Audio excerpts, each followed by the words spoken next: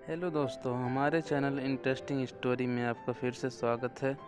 आज हम सुनाएंगे अकबर बीरबल की एक और कहानी का नाम है सबसे बड़ा हथियार कौन सा है।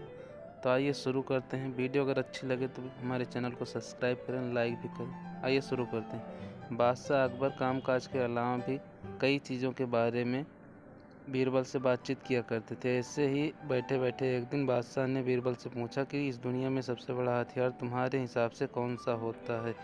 इस बात के जवाब में बीरबल ने कहा कि संसार में आत्मविश्वास से बड़ा हथियार कुछ और नहीं हो सकता।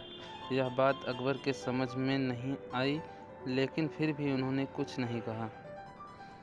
उनके मन में हुआ कि समय आने पर इस बात की परख की जाएगी। कुछ दिनों बाद राज्य में एक हाथी बेकाबू हो गया। पता करने पर समझ आया कि वो पागल हो गया है। उसे कर्मचारियों ने जंजीर से जकड़ लिया था। इसकी खबर जैसे ही बादशाह को पहुंची तो उन्होंने सीधे महावत से कहा कि जब भी तुम्हें बीरबल आता दिखे तो हाथी की जंजीर खोल देना। यह सुनकर महावत हैरान हो गया, लेकिन बादशाह का आदेश था इसलिए सिर झुकाकर चला गया। अब अकबर ने बीरबल को महावत के पास जाने के लिए कहा।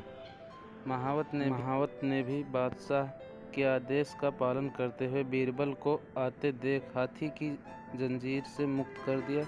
बीरबल को इस बात की खबर नहीं थी, इसलिए वह आराम से चले आ रहे थे। तभी उनकी नज़र चिघाड़े मारते हुए हाथी पर पड़ी। जैसे ही उन्होंने देखा कि हाथी उनकी ही तरफ आ रहा है, वो कुछ समझ नहीं पा रहे। कुछ ही देर में उनके दिमाग में हुआ कि बादशाह ने मेरी आत्मविश्वास वाली बात को परखने के लिए इस हाथी को मेरे पीछे छोड़ने का आदेश दिया होगा।